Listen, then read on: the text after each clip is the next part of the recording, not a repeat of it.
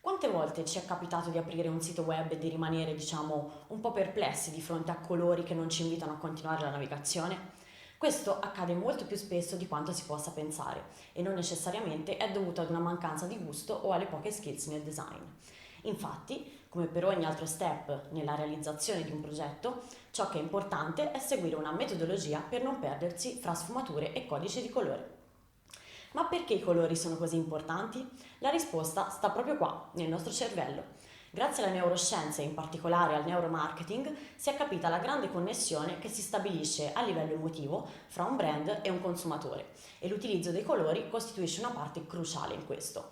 Basti pensare a chi sul colore ha puntato tutto, il rosso Valentino o il blu Tiffany sono solo alcuni esempi iconici. I colori di per sé non esistono, ma sono ciò che l'occhio utilizza per inviare stimoli al cervello. Ogni colore stimola in modo molto preciso le nostre aree emotive e per questo l'utilizzo di un certo colore da parte di un brand può guidare il nostro comportamento durante l'interazione. Oltre alla pura emotività che un colore sprigiona, bisogna tenere conto anche del significato storico e culturale che si porta dietro. Proprio per questa ragione è importante prima di tutto considerare la tipologia di sito che stiamo realizzando e quale sarà la sua destinazione. Sappiamo bene che variando il contesto culturale può variare anche il connotato di un colore. Ad esempio, nella cultura italiana il viola viene spesso percepito come lugubre, legato all'occulto e al lutto, mentre nella cultura anglosassone è un colore che simboleggia la nobiltà e la saggezza.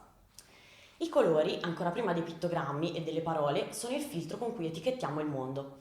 Non sorprende di trovare una certa settorialità nell'abbinare i colori ai brand. Il rosso, ad esempio, è un ottimo colore in ambito food, in quanto aumenta il battito cardiaco e stimola l'appetito. Ad oggi il colore più utilizzato nel branding, in particolar modo nel mondo della tecnologia, è il blu, esattamente come abbiamo fatto noi. Anche dinanzi a questi pattern, però, siate liberi di scegliere ciò che più vi rappresenta. Magari sarà proprio quella la chiave per distinguervi da tutti gli altri.